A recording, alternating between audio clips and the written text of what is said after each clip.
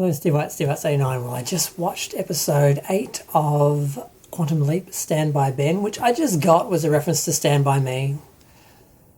Okay.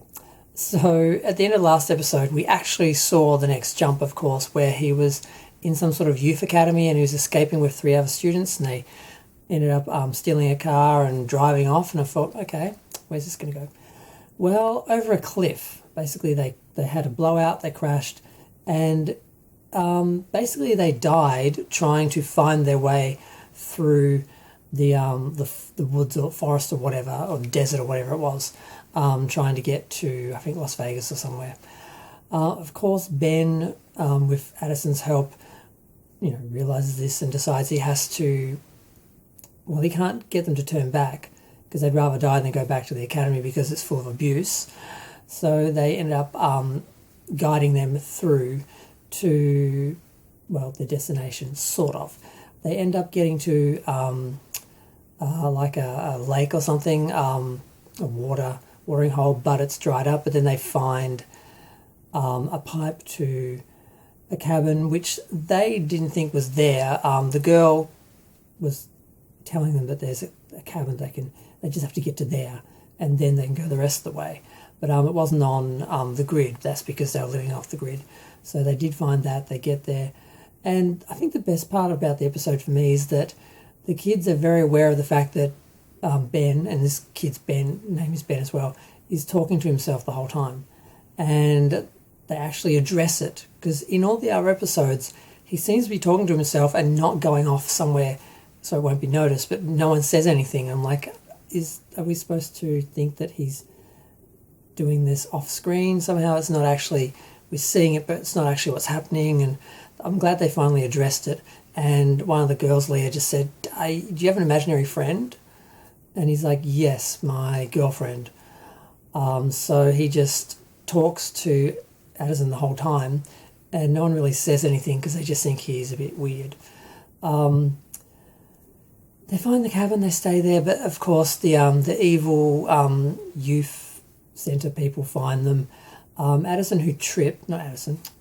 who tripped, and they said she broke her ankle, but she was walking on it with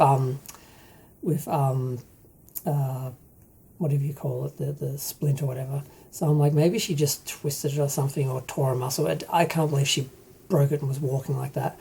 But she basically says, they left me because I was slowing them down, and they take her away and the others get away.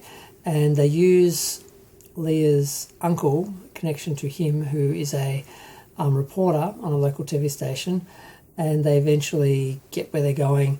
They go to the police, they go to the reporter, and they show up and they basically expose the youth academy for what it is, and it shuts down. They all survive, and they all live happily ever after and become friends and stay in contact. It's a nice story. I didn't mind it. The other part of the story is that is it Janice? I keep forgetting her name. Janice has her own imaging chamber, and she's using it, and she's shutting them out, and she's causing chaos. But then when they finally work out where she is by tracking down her power source, she does a runner and takes whatever equipment she needs with her, so they don't catch her. But she manages to shut down the whole centre for a while, and they're all stuck in, well, Ernie and one of the others is stuck in an elevator the whole time, and he convinces her to talk to her father, who's trying to get in contact with her, but she's ignoring him because whenever she's gotten in contact with him before, it hasn't gone well. Ben actually starts remembering that him and Janice were working together because they had to leap to save Addison. So that's the end of the episode. It's like, I just remembered why we jumped. It was to save you. And they're like, what? And then he jumps.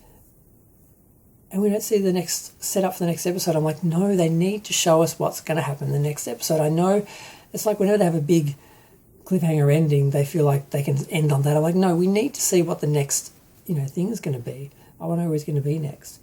So yeah, I'm kind of curious. I don't really want it to all be about their romance and him saving her, and I wanted it to be a bit bigger than that story-wise. It's a bit too small just between the two of them. That was one thing I was worried about when they made the change to have Addison instead of Al or whatever. Instead of being a friend, being a romance. I don't want it to be all about just, their romance and to be too, just on such a small sort of element. But it looks like we're going to get more of the whole Janice story and what's happening there. And I just hope, I don't know, it'd be nice if they explained what was happening and then they just had to fix something rather than dragging out the explanation for the whole season. But we've only got, I think, I don't know, we've got 16 episodes, they extended it. So we've got a few episodes to expand on that. But I am enjoying the show. It's nice to have a weekly show, and it's a feel-good show. They fix a problem every week, save somebody's life, make somebody's life better. It's nice in this negative time to have this positive, outcome show to look forward to each week. So I'm going to look forward to next week. Bye.